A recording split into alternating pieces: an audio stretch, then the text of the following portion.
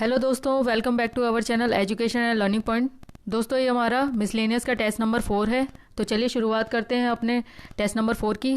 पहला प्रश्न है हमारा, स्वतंत्रता के बाद उत्तर प्रदेश के पहले मुख्यमंत्री कौन थे? स्वतंत्रता के बाद उत्तर प्रदेश के पहले मुख्यमंत्री कौन थे? ऑप्शन ए हमारा श्री राम नरेश यादव, ऑप्शन बी हमारा पंडित गोविंद बल्लभ पंत, ऑप्शन सी हमारा चंद्रभानु गुप्त, ऑप्शन डी हमारा डॉक्टर संपूर्णानंद। ऑप्शन ए है श्री राम नरेश यादव, ऑप्शन बी है पंडित गोविंद बल्लभ पंत, ऑप्शन सी है श्री चंद्रभानु गुप्त, ऑप्शन डी है हमारा डॉक्टर संपूर्णानंद। तो इसका जो हमारा आंसर रहेगा वो रहेगा ऑप्शन बी, पंडित गोविंद बल्लभ पंत। स्वतंत्रता के बाद उत्तर प्रदेश के पहले मुख्यमंत्री कौन थे?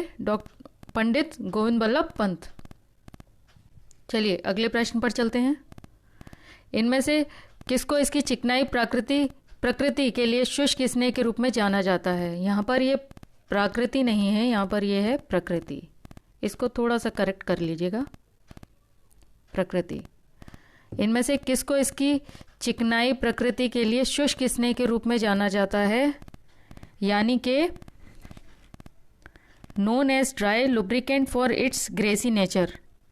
ऑप्शन ए हमारा ग्रेफाइट, ऑप्शन बी हमारा नाइट्रोजन, ऑप्शन सी हमारा ओजोन, ऑप्शन डी हमारा कॉपर।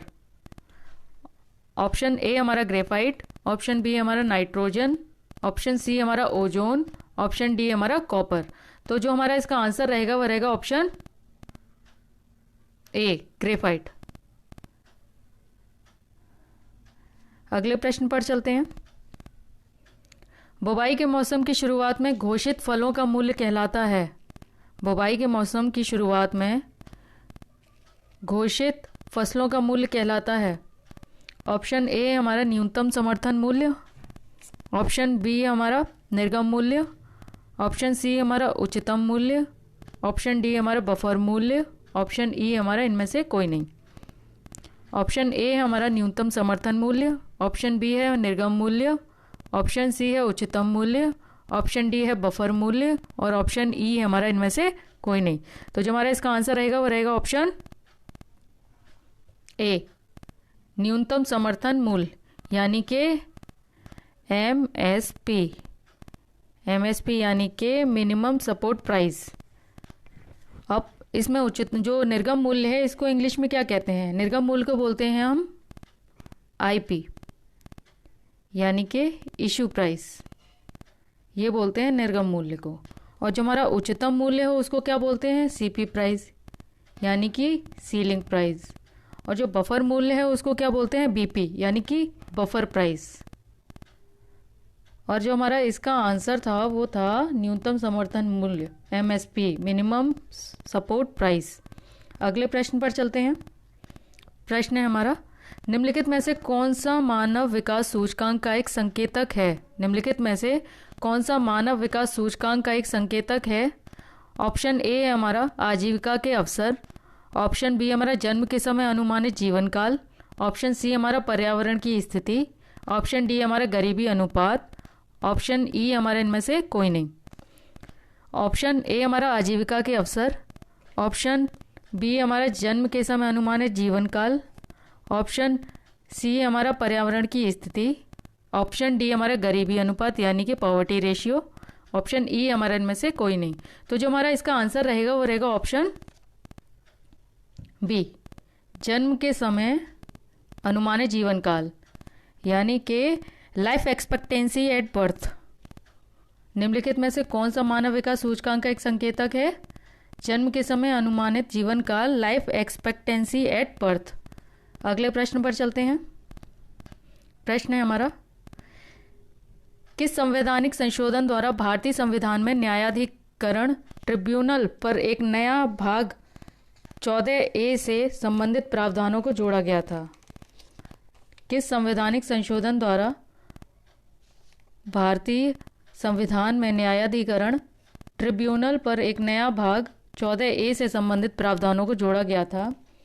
ऑप्शन ए हमारा 42वां संविधान संशोधन, ऑप्शन बी हमारा 50वां संविधान संशोधन, ऑप्शन सी हमारा 71वां संविधान संशोधन, ऑप्शन सी हमारा 99वां संविधान संशोधन।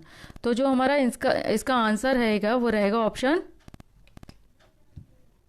ए, 42वां संविधान संशोधन। ऑप्शन ए हमारा करेक्ट है, 42वां संविधान संशोधन। इसमें जो 42वां संविधान संशोधन जो है उसमें क्या आता है, उसमें अनुच्छेद जो हमारा आर्टिकल है 323 ए, इसके अंतर्गत आता है हमारा प्रशासनिक अधिकरण यानी कि एडमिनिस्ट्रेटिव ट्रिब्यूनल्स। और जो हमारा आर्टिकल 323 बी है 323 यानी कि 323 बी, इसमें क्या आता है हमारा, कौन से ट्रिब्यूनल से, अन्य विषयों के लिए अधिकरण यानी कि ट्रिब्यूनल्स फॉर अदर मैटर। चलिए अगले प्रश्न की तरफ चलते हैं। अगला प्रश्न है हमारा, निम्नलिखित में से किस त्योहार को बसंत का त्योहार भी कहा जाता है। यहाँ पर थोड़ा सा मिसप्रिंट है, निम्नलिखित में से किस त्योहार को बसंत का त्योहार भी कहा जाता है। ऑप्शन है हमारा आयुध पूजा, ऑप्शन बी हमारा दिवाली, ऑप्शन सी हमारा होली, ऑप्शन डी हमारा महाशिवरात्रि, ऑप्शन ई हमारा इनमें से कोई नहीं। फिर से सुन लीजिए, निम्नलिखित में से किस त्योहार को बसंत का त्योहार भी कहा जाता है। ऑप्शन ए हमारा आयुध पूजा, ऑप्शन बी हमारा दिवाली, ऑप्शन सी हमारा होली, ऑप्शन डी हमारा महाशिवरात्रि, ऑप्शन ई हमारा इनमें से कोई नहीं। तो जो हमारा इसका आंसर रहेगा वो रहेगा ऑप्शन सी, होली। अगले प्रश्न की तरफ चलते हैं। अगला प्रश्न है हमारा, समावेशी इंटरनेट सूचकांक इंक्लूसिव इंटरनेट इंडेक्स किस संगठन द्वारा जारी किया जाता है। समावेशी इंटरनेट सूचकांक इंक्लूसिव इंटरनेट इंडेक्स किस संगठन द्वारा जारी किया जाता है। ऑप्शन ए हमारा अर्थशास्त्र और शांति के लिए अंतर्राष्ट्रीय संस्थान, ऑप्शन बी हमारा व्यापार और विकास के लिए संयुक्त राष्ट्र सम्मेलन, ऑप्शन सी हमारा आर्थिक सहयोग और विकास संगठन, ऑप्शन डी हमारा अर्थशास्त्री खुफिया इकाई, ऑप्शन ई हमारा इनमें से कोई नहीं। ऑप्शन ए हमारा अर्थशास्त्र और शांति के लिए अंतर्राष्ट्रीय संस्थान, ऑप्शन बी हमारा व्यापार और विकास के लिए संयुक्त राष्ट्र सम्मेलन, ऑप्शन सी हमारा आर्थिक सहयोग और विकास संगठन, ऑप्शन डी हमारा अर्थशास्त्री खुफिया इकाई, ऑप्शन ई या इनमें से कोई नहीं। तो जो हमारा इसका आंसर रहेगा वो रहेगा ऑप्शन डी, अर्थशास्त्री खुफिया इकाई यानी कि इकोनॉमिस्ट इंटेलिजेंस यूनिट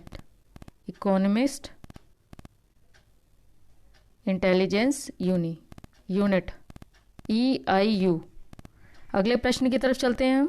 अगला प्रश्न है हमारा, नंदा देवी जैव मंडल, यहाँ पर ये जैव मंडल है, नंदा देवी जैव मंडल बायोस्फीयर रिजर्व निम्नलिखित में से किस भारतीय राज्य में स्थित है। नंदा देवी जैव मंडल बायोस्फीयर रिजर्व किस निम्नलिखित में से किस भारतीय राज्य में स्थित है। ऑप्शन ए है हमारा पंजाब, ऑप्शन बी है हमारा हरियाणा, ऑप्शन सी हमारा उत्तराखंड, ऑप्शन डी हमारा हिमाचल प्रदेश, ऑप्शन ई हमारा इनमें से कोई नहीं। तो दोस्तों हमारा जो इसका आंसर रहेगा वो रहेगा ऑप्शन सी, उत्तराखंड, यानी कि नंदा देवी जैव मंडल बायोस्फीयर रिजर्व निम्नलिखित में से किस भारतीय राज्य में स्थित है। दोस्तों यहाँ पर जो प्रश्न संख्या हमारी 7 है, इसके बाद हमारा 8 जो है वो मिस हो गया है यहाँ पर, तो आप चाहे तो नोट कर सकते हैं। मैं आपको प्रश्न संख्या बता दूं, प्रश्न संख्या हमारी 8। प्रश्न है हमारा, केशवानंद बनाम केरल राज्य का केरल राज्य का ऐतिहासिक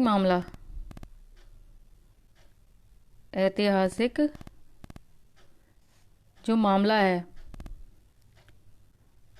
वो सर्वोच्च न्यायालय में कब समाप्त हुआ, सुप्रीम कोर्ट में कब समाप्त हुआ। तो हमारा जो इसका आंसर है हमारा 1973 में। केशवानंद बनाम केरल राज्य ऐतिहासिक जो मामला है वो कब सुप्रीम कोर्ट में कब समाप्त हुआ? 1973 में। शायद आप में से बहुत से लोगों को इस चीज़ की जानकारी ना हो, बट मैं आपको थोड़ा बहुत बता देती हूँ इस केस के बारे में। केशवानंद भारती मामला 1973 में समाप्त हुआ और इसमें क्या था, जो इसमें जो मुख्य न्यायाधीश को मिलाकर, मुख्य न्यायाधीश जो थे वो सीकर थे, ठीक है। और इनमें जो 12 जजों की टोटल जो जज थे, इसमें ये 13 जज थे, सीकरी को मिला के। सीकरी थे यहाँ इसके मुख्य न्यायाधीश, तो ये सीकरी को मिला के टोटल 13 जजों की बेंच थी। और ये ऐतिहासिक जो फैसला था वो इन्होंने सुनाया था। इसमें टोटल 13 जज थे। सुप्रीम कोर्ट ने इसमें कहा था, इसमें जो केशवानंद भारती का जो मामला था, इसमें अनुच्छेद 368 के तहत संसद मूल अधिकारों में संशोधन कर सकती है। इसमें सुप्रीम कोर्ट ने ये कहा था कि अनुच्छेद 368 के तहत संसद मूल अधिकारों में संशोधन कर सकती है, संशोधन कर सकती है। ये केशवानंद भारती के मामले में सुप्रीम कोर्ट ने कहा था। अब इससे संबंधित जो अनुच्छेद थे वो क्या थे? इससे संबंधित अनुच्छेद जो थे केशवानंद भारती वाले केस में, इसमें जो अनुच्छेद थे वो कौन से थे? वो थे आर्टिकल 368,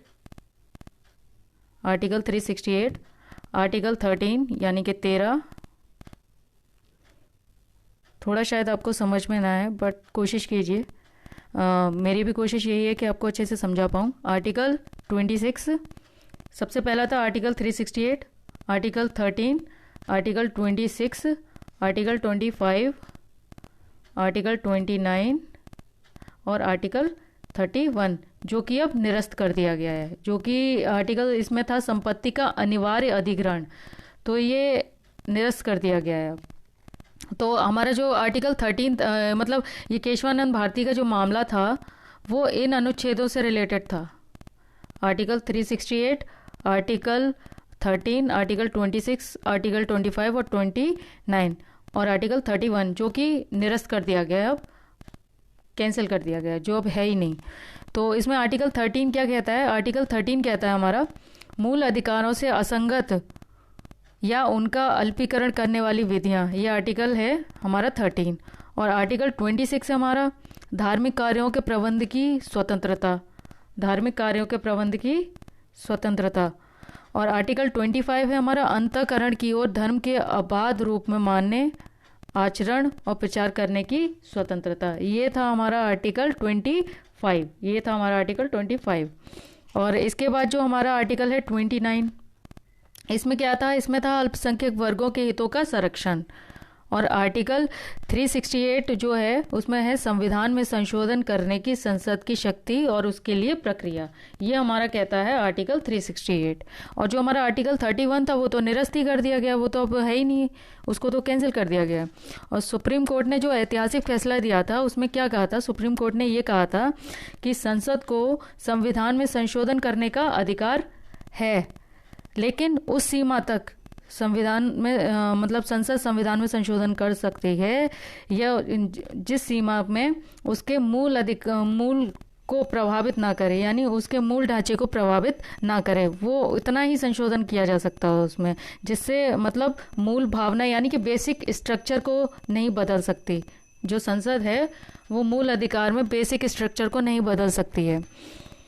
तो चलिए इसमें जैसे कि मैं आपको ये बता दूं कि इसमें एग्जाम्पल मैं आपको दे दूं, जैसे कि स्वतंत्र न्यायपालिका है, ये न्यायपालिका में हस्तक्षेप नहीं कर सकते हैं, इसमें न्यायपालिका में हस्तक्षेप नहीं किया जा सकता, ये हमारे संविधान का मूल ढांचा है। और दूसरा एग्जाम्पल ये है कि संसदीय प्रणाली, इसे बदल नहीं सकते, ये भी हमारे संविधान का मूल ढांचा है। तो संसद इनमें बदलाव नहीं कर सकती है, अगर करेगी भी तो वो इस तरीके से करेगी कि उसके मूल ढांचे पर इस पर कोई इफेक्ट ना पड़े। ठीक है, चलिए अगले प्रश्न पर चलते हैं।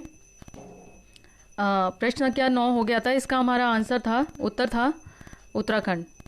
नंदा देवी जैव मंडल बायोस्फीयर रिजर्व निम्नलिखित में से किस भारतीय राज्य में स्थित है? वो है उत्तराखंड।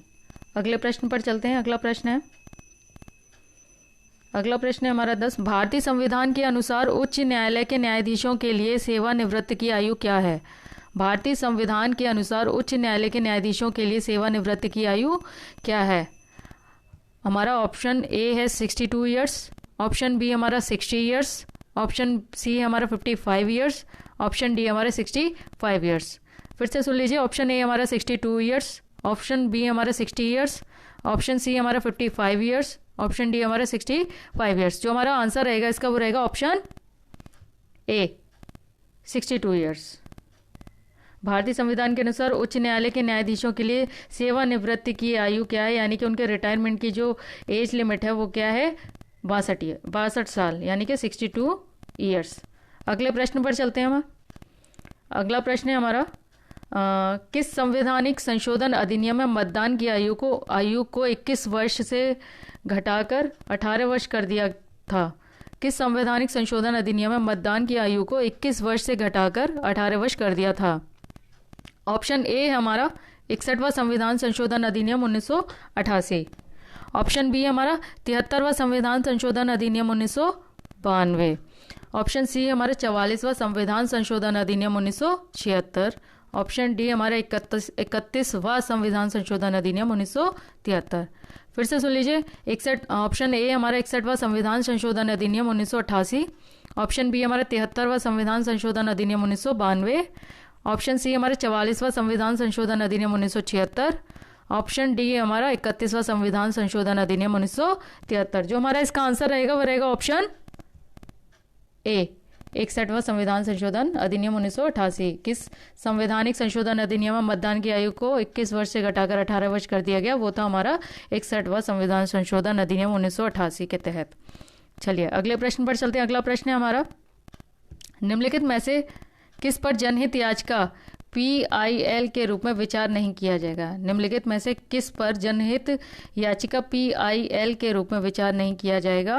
ऑप्शन ए हमारा मकान मालिक और किराएदार मामले, ऑप्शन बी हमारा पेंशन निवृत्त आय से संबंधित सेवा मामले, ऑप्शन सी हमारा दंगा पीड़ितों से याचिकाएं, ऑप्शन डी हमारा उपरोक्त सभी, ऑप्शन ई हमारा इनमें से कोई नहीं। ऑप्शन ए हमारा मकान मालिक और किराएदार मामले, ऑप्शन बी है पेंशन निवृत्त आय से संबंधित सेवा मामले, ऑप्शन सी हमारा दंगा पीड़ितों से याचिकाएं, ऑप्शन डी हमारा उपरोक्त सभी, ऑप्शन ई हमारा इनमें से कोई नहीं। जो हमारा इसका आंसर रहेगा वो रहेगा ऑप्शन डी उपरोक्त सभी, यानी कि मकान मालिक और किराएदारी मामले, ऑप्शन बी पेंशन निवृत्त आय से संबंधित सेवा मामले, ऑप्शन सी दंगा पीड़ितों से याचिकाएं। ये सभी हमारे ऑप्शन सही हैं। चलते हैं अगले प्रश्न पर। अगला प्रश्न है हमारा, ग्रंथ साहिब किस धर्म का पवित्र ग्रंथ है? दोस्तों, ग्रंथ साहिब किस धर्म का पवित्र ग्रंथ है? ऑप्शन ए हमारा हिंदू धर्म, ऑप्शन बी हमारा ईसाई धर्म, ऑप्शन सी हमारा इस्लाम, ऑप्शन डी हमारा सिख धर्म, ऑप्शन ई हमारा इनमें से कोई नहीं। ग्रंथ साहिब किस धर्म का पवित्र ग्रंथ है? ऑप्शन ए हमारा हिंदू धर्म, ऑप्शन बी हमारा ईसाई धर्म, ऑप्शन सी हमारा इस्लाम, ऑप्शन डी हमारा सिख धर्म, ऑप्शन ई हमारा इनमें से कोई नहीं। जो हमारा इसका आंसर रहेगा वो रहेगा ऑप्शन डी सिख धर्म। चलते हैं अगले प्रश्न पर। अगला प्रश्न है हमारा, भारत में पहला जेल प्रशिक्षण स्कूल किस राज्य में स्थापित किया गया था? भारत में पहला जेल प्रशिक्षण स्कूल किस राज्य में स्थापित किया गया था? ऑप्शन ए हमारा मध्य प्रदेश, ऑप्शन बी है हमारा केरल, ऑप्शन सी हमारा आंध्र प्रदेश, ऑप्शन डी हमारा उत्तर प्रदेश, ऑप्शन ई हमारा इनमें से कोई नहीं। भारत में पहला जेल प्रशिक्षण स्कूल किस राज्य में स्थापित किया गया था? ऑप्शन ए है मध्य प्रदेश, ऑप्शन बी हमारा केरल, ऑप्शन सी हमारा आंध्र प्रदेश, ऑप्शन डी हमारा उत्तर प्रदेश और ऑप्शन ई हमारा इनमें से कोई नहीं। तो जो हमारा इसका आंसर रहेगा वो रहेगा ऑप्शन डी उत्तर प्रदेश। चलते हैं अगले प्रश्न पर। अगला प्रश्न है हमारा, तहजीब उल अखलाक किसके द्वारा स्थापित एक पत्रिका थी? तहजीब उल अखलाक किसके द्वारा स्थापित एक पत्रिका थी? तो हमारा ऑप्शन है राजा राममोहन राय, ऑप्शन ए हमारा राजा राममोहन राय, ऑप्शन बी है हमारा ज्योतिबा फूले, ऑप्शन सी हमारा खान अब्दुल खान गफ्फार खान खान अब्दुल गफ्फार खान, ऑप्शन डी हमारा सैयद अहमद खान, ऑप्शन ई हमारा इनमें से कोई नहीं। फिर से सुन लीजिए। तहजीब उल अखलाक किसके द्वारा स्थापित एक पत्रिका थी? ऑप्शन ए हमारा राजा राम मोहन राय, ऑप्शन बी है ज्योतिबा फूले, ऑप्शन सी हमारा खान अब्दुल गफ्फार खान, ऑप्शन डी है सैयद अहमद खान, ऑप्शन ई हमारा इनमें से कोई नहीं। तो जो हमारा इसका आंसर रहेगा वो रहेगा ऑप्शन डी, सैयद अहमद खान। चलते हैं अपने अगले प्रश्न पर। अगला प्रश्न है हमारा, भारत का पहला बाघ अभयारण्य hot air balloon wildlife safari किस टाइगर रिजर्व में शुरू किया गया?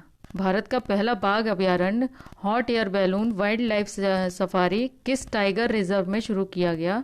ऑप्शन ए हमारा Nameri tiger reserve, option B हमारा Namdapha tiger reserve, option C हमारा Bandhavgarh tiger reserve, option D हमारा Pakke tiger reserve, option E हमारा इनमें से कोई नहीं। ऑप्शन ए हमारा Nameri tiger reserve, option B Namdapha tiger reserve, option C Bandhavgarh tiger reserve, option D Pakke tiger reserve, option E हमारा इनमें से कोई नहीं। तो जो हमारा इसका आंसर रहेगा वो रहेगा option C, Bandhavgarh tiger reserve. यानी कि भारत का पहला बाघ अभयारण्य hot air balloon wildlife safari किस टाइगर रिजर्व में शुरू किया गया? वो हमारा option C, Bandhavgarh tiger reserve. Option C is the correct answer. और इसके इन सब की जगह भी मैं आपको बता दूं, नामेरी टाइगर रिजर्व है जो है वो है कहाँ पर है? ये है असम में। नामेरी वाला टाइगर रिजर्व जो है वो है असम में। नामदफा टाइगर रिजर्व है ये हमारा अरुणाचल प्रदेश में, अरुणाचल प्रदेश में। अब बांधवगढ़ वाला जो टाइगर रिजर्व है वो है हमारा एमपी में, मध्य प्रदेश। और जो हमारा पक्के टाइगर रिजर्व है वो है हमारा अरुणाचल प्रदेश में। नामदफा और पक्के टाइगर रिजर्व ये दोनों हमारे हैं अरुणाचल प्रदेश में। चलिए चलते हैं अगले प्रश्न पर। अगला प्रश्न है हमारा, संविधान का कौन सा अनुच्छेद गांधीवादी सिद्धांतों पर आधारित है? संविधान का कौन सा अनुच्छेद गांधीवादी सिद्धांतों पर आधारित है? ऑप्शन ए हमारा आर्टिकल 40, ऑप्शन बी हमारा आर्टिकल 46, ऑप्शन सी हमारा आर्टिकल 43B, ऑप्शन डी हमारा आर्टिकल 39A और ऑप्शन ई हमारा इनमें से कोई नहीं। संविधान का कौन सा अनुच्छेद गांधीवादी सिद्धांतों पर आधारित है? ऑप्शन ए हमारा आर्टिकल 40, ऑप्शन बी हमारा आर्टिकल 46, ऑप्शन सी हमारा आर्टिकल 43B, ऑप्शन डी हमारा आर्टिकल 39A, ऑप्शन ई हमारा इनमें से कोई नहीं। तो जो हमारा आंसर रहेगा वो रहेगा ऑप्शन ई, इनमें से कोई नहीं। चलिए अगले प्रश्न पर चलते हैं। अगला प्रश्न है हमारा, रॉलेट एक्ट को काला कानून किसने कहा था? रॉलेट एक्ट को काला कानून किसने कहा था? ऑप्शन ए हमारा लाला लाजपत राय, ऑप्शन बी हमारा MK गांधी यानी कि मोहनदास करमचंद गांधी, ऑप्शन सी हमारा BR अम्बेडकर, ऑप्शन डी हमारा जवाहरलाल नेहरू, ऑप्शन ई हमारा इनमें से कोई नहीं। ऑप्शन ए हमारा लाला लाजपत राय, ऑप्शन बी हमारा MK गांधी, ऑप्शन सी हमारा BR अम्बेडकर, ऑप्शन डी हमारा जवाहरलाल नेहरू और ऑप्शन ई हमारा इनमें से कोई नहीं। तो जो हमारा इसका आंसर रहेगा वो रहेगा option B, MK Gandhi, Mahatma Gandhi. इसका जो हमारा रॉलेट एक्ट को काला कानून किसने कहा था? हमारा जो आंसर रहेगा वो रहेगा option B, Mahatma Gandhi, option B. चलिए अगले प्रश्न पर चलते हैं। अगला प्रश्न है हमारा, भारत के संसद द्वारा पारिवारिक न्यायालय अधिनियम किस वर्ष में अधिनियमित किया गया था? भारत के संसद द्वारा पारिवारिक न्यायालय अधिनियम किस वर्ष अधिनियमित किया गया था? ऑप्शन ए हमारा 1984, ऑप्शन ए हमारा 1994, ऑप्शन बी हमारा 1984, ऑप्शन सी हमारा 1980 और ऑप्शन डी हमारा 2000। तो इसका जो हमारा आंसर होगा वो होगा option B. Option B is the correct answer. हमारा जो इसका आंसर रहेगा, भारत के संसद द्वारा पारिवारिक न्यायालय अधिनियम किस वर्ष में अधिनियमित किया गया था, वो है हमारा option B. Option B is the correct answer, 1984, 1984। चलिए अगले प्रश्न पर चलते हैं। अगला प्रश्न है, ये हमारे आज की श्रृंखला का अंतिम प्रश्न है। निम्नलिखित में से कौन सा आज्ञापत्र रिट अदालतों, निगमों या एक व्यक्ति को जारी किया जाता है जो उन्हें अपना सार्वजनिक कर्तव्य करने के लिए निर्देश देता है? निम्नलिखित में से कौन सा आज्ञापत्र अदालतों, निगमों या एक व्यक्ति को जारी किया जाता है जो उन्हें अपना सार्वजनिक कर्तव्य करने के लिए निर्देश देता है? ऑप्शन ए हमारा परमादेश मैंडमस, ऑप्शन बी हमारा निषेध प्रोहिबिशन, ऑप्शन सी है हमारा अधिकार परीक्षा को वारंटो, ऑप्शन डी हमारा बंदी प्रत्यक्षीकरण यानी कि हैबियस कार्पस, ऑप्शन ई हमारा इनमें से उपरोक्त में से कोई नहीं। फिर से सुन लीजिए, निम्नलिखित में से कौन सा आज्ञापत्र रिट अदालतों, निगमों या एक व्यक्ति को जारी किया जाता है जो उन्हें अपना सार्वजनिक कर्तव्य करने के लिए निर्देश देता है? ऑप्शन ए हमारा परमादेश मैंडमस, ऑप्शन बी हमारा निषेध प्रोहिबिशन, ऑप्शन सी है अधिकार परीक्षा को वारंटो, ऑप्शन डी है बंदी प्रत्यक्षीकरण यानी कि हैबियस कार्पस, ऑप्शन ई हमारा उपरोक्त में से कोई नहीं। तो जो हमारा इसका आंसर रहेगा वो रहेगा ऑप्शन ए परमादेश मैंडमस, यानी कि परमादेश यानी कि मैंडमस। तो हमारे जो इसके अतिरिक्त मैं आपको एक जानकारी दे दूं, हालांकि आप लोगों को पता होगी ये, पर फिर भी जहाँ से जानकारी मिल जाए लेने में कोई बुराई नहीं है। रिट जारी जो हमारी रिट जारी करती है, अनुच्छेद 32 के तहत सुप्रीम कोर्ट, अनुच्छेद 32 के तहत रिट जारी करने का अधिकार सुप्रीम कोर्ट को है, और अनुच्छेद 226 के तहत रिट जारी करने का जो अधिकार है वो है हाई कोर्ट को। ठीक है, रिट जारी अनुच्छेद 32 के तहत सुप्रीम कोर्ट कर सकती है, और अनुच्छेद 226 के तहत उच्च न्यायालय रिट जारी कर सकता है, और अनुच्छेद यानी कि आर्टिकल 32 क्लॉज 2 में क्या है, रिटों की चर्चा की गई है। रिटों की चर्चा आर्टिकल 32 क्लॉज 2 में की गई है। चलिए दोस्तों, आज के प्रश्नों की संख्या हमारी समाप्त हुई। आज का सेशन हमारा यहीं पर समाप्त होता है। आप हमें टेलीग्राम, यूट्यूब, फेसबुक, इंस्टाग्राम पर ज्वाइन कर सकते हैं। तब तक के लिए अगली श्रृंखला में मिलते हैं। तब तक के लिए नमस्कार।